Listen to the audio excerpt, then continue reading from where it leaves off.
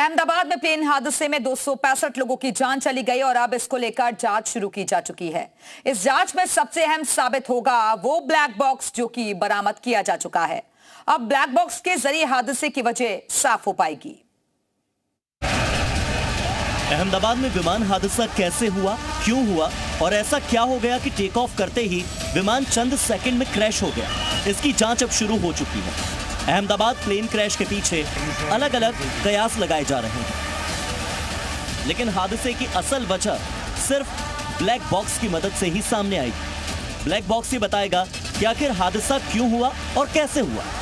मलबे के बीच से ब्लैक बॉक्स बरामद किया जा चुका है, साथ ही डीवीआर यानी डिजिटल वीडियो रिकॉर्डर भी बरामद किया गया, जिसमें इस क्रैश के पहले के कई अहम सबूत मौजूद हैं। आपको बताते हैं कि आखिर ब्लैक बॉक्स होता क्या है और क्यों वो इसमें सबसे ज्यादा अहम है। ब्लैक बॉक्स में दो हिस्से होते हैं, कॉकपिट वॉइस रिकॉर्डर यानी सीवीआर और फ्लाइट डेटा रिकॉर्डर यानी एफडीआर। ये क्रैश प्रतिरोधी उपकरण विमान के अंतिम पलों की अहम जानकारी रिकॉर्ड करते हैं।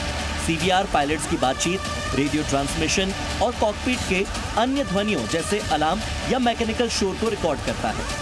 इससे ये समझने में मदद मिलती है कि क्रैश से पहले पायलट क्या कर रहे थे और क्या आपात स्थिति बनी।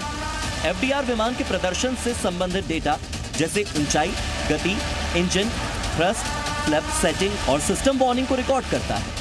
ये दुर्घटना के तकनीकी कारणों को समझने में बेहद महत्वपूर्ण है। ब्लैक बॉक्स को इतना मजबूत बनाया जाता है कि यह भयंकर हादसे के बाद भी सुरक्षित बचा रहता है और यही ब्लैक बॉक्स अब इस पूरे क्रैश की पहेली को सुलझा सकता है। अहमदाबाद विमान हादसे की जांच कई स्तर पर और कई अलग अलग कंपनियां कर रही हैं, जिसमें भारत का एयरक्राफ्ट एक्सीडेंट इन्वेस्टिगेशन ब्यूरो इस जांच का नेतृत्व कर रहा है, क्योंकि दुर्घटना भारत में हुई है। इसके अलावा डीजीसीए ने भी जांच शुरू कर दी है। अमेरिका फेडरल एविएशन एडमिनिस्ट्रेशन यानी FAA, national transportation safety board यानी NTSB और यूके का एयर एक्सीडेंट्स इन्वेस्टिगेशन ब्रांच भी इस जांच में शामिल है और आपसी तालमेल के साथ इन्वेस्टिगेशन को आगे बढ़ा रहा है। वहीं ये प्लेन बोइंग 7878 ड्रीमलाइनर था, इसीलिए बोइंग ने जांच में सहायता के लिए विशेषज्ञों की एक टीम भी भेजी है।